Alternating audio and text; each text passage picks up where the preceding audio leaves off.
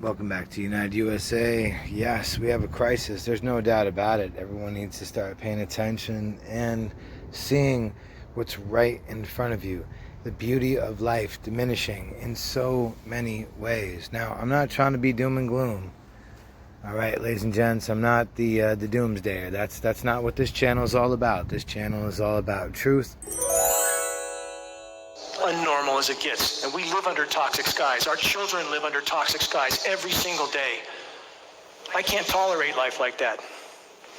I would rather go down to my last breath sounding the alarm than to accept life under toxic skies by people with such incredible arrogance that they think they have the right to play God with the weather and to play God with our health and our lives.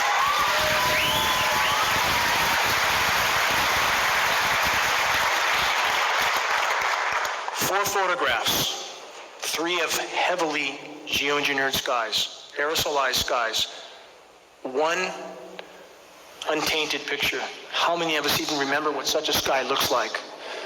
It's so seldom we have lost track. These programs have been occurring for 65 years, having a profound effect on climate systems around the globe. Few of us truly know, quote unquote, natural weather in any way that this is some fringe issue. We can't let our media and our so-called agencies continue to marginalize us. We can't let our so-called elected officials continue to marginalize this issue.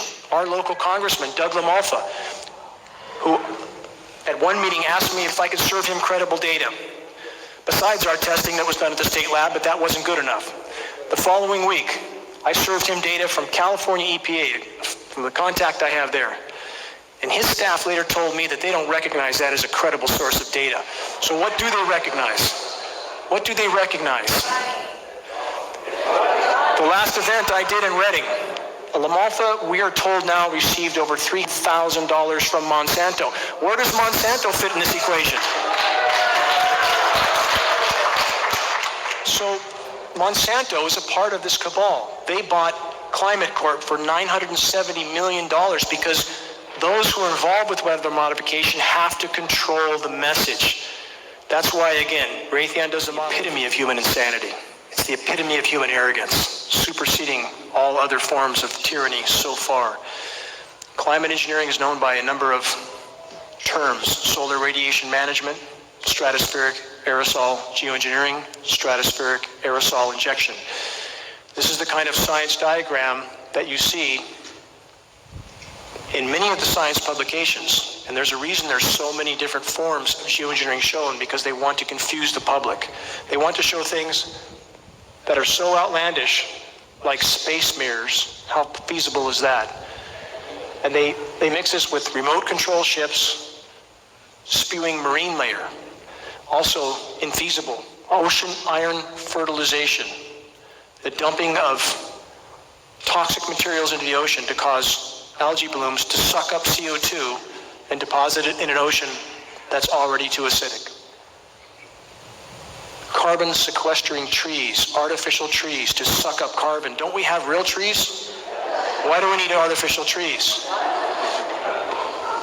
And finally, and most importantly, a jet aircraft spraying aerosols into the sky for the purpose of deflecting some of the sun's incoming thermal radiation. Doesn't take too much thought to consider that it also traps heat, more heat than it deflects, with a whole list of downstream consequences. Again, another science diagram to make clear the intent of solar radiation management: to deflect some of the sun's incoming thermal radiation dispersed with jet aircraft. And yet, in spite of all this science data and so many publications, we have media, most media, treating us as if we're talking about some completely fictitious scenario. Geoengineering is the biggest elephant in the room. It's the most cataclysmic undertaking of the human race yet, superseding all other assaults on the environment. Our war against nature, by the way, is a war against ourselves. How do we know they're spraying? How about nozzles? Mounted on the pylons directly behind the engine exhaust. These are retrofit nozzles and they are mounted directly behind the exhaust stream to make it appear as a condensation trail, even on commercial aircraft. And we're not implicating commercial personnel or pilots, but their aircraft are positively being used because they've been identified from the ground, leaving a particulate trail. Again, we are not talking about condensation. We're talking about solar radiation management particulate trails. Our lab tests prove this material is coming down on us. We have film footage of these aircraft at altitude, which I'll get to.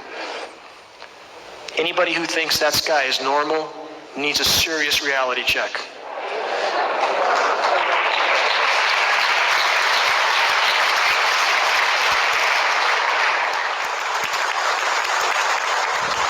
I'm not working off a script here, I almost never do, but I just wanted to pass this along to you. It's something that you probably already know. Fear is what's driving all of this. Fear of those who are the perpetrators, their fear of exposure. Fear from some people who could come forward, but they just want to make it to retirement. We're talking about people in academia. We're talking about people all over. Wouldn't it be something if we could just turn loose of that fear just long enough? There might actually be something that we could do significant that could possibly save the planet. There's a phalanx of problems out there to deal with. There's nothing we can do about Japan. There's nothing we can do about Fukushima. That's why the world isn't rushing to Fukushima. There's nothing they can do about it. It's the plain truth of it. It's a harsh reality, but it's true. But this stuff that's being sprayed overhead with its desiccant effect, smothering plants, metal infiltrating the human body, all these various diseases that nobody can prove is causing these ailments. Not yet. But because of the support of you, all of you, everyone who is present here, that thinks something's wrong up there, you can't tell us that it means. Do you know, I actually went to an airport and spoke with a mechanic. I just said, watch this. I was with a buddy of mine. I said, watch this. I said, look at those things up there. And he said, well, you know, they say that when you see one of those, it means there's a weather change coming. And I went, you said it, brother. That's exactly what it means, all right? So anyway, just a little food for thought. We spoke recently on Caravan to Midnight with a man who said, they're not going to tell you that they're wrong. The universities are not going to tell you that, sorry, here, you get your money back. We were teaching the wrong stuff the whole time. They're not going to do that. So what do? You go over it, you go under it, you go around it, or with the help of you, we'll go through it. And we'll go through it together, all right? Of ionosphere heaters around the globe. There are likely many more locations that we don't know about. I want to stress this is a runaway juggernaut of total military-industrial complex insanity. And they are using our atmosphere for a physics lab, and we are all the test subjects. What do aerosolize microwave clouds look like? That's what they look like. And we have the meteorological community telling us this is normal. And consider what the science community does after Fukushima. They raised the quote-unquote safe level of radiation by 10,000%. What changed? They make it up as they go, and we have an academic system that has been bought, sold, and paid for by the power structure.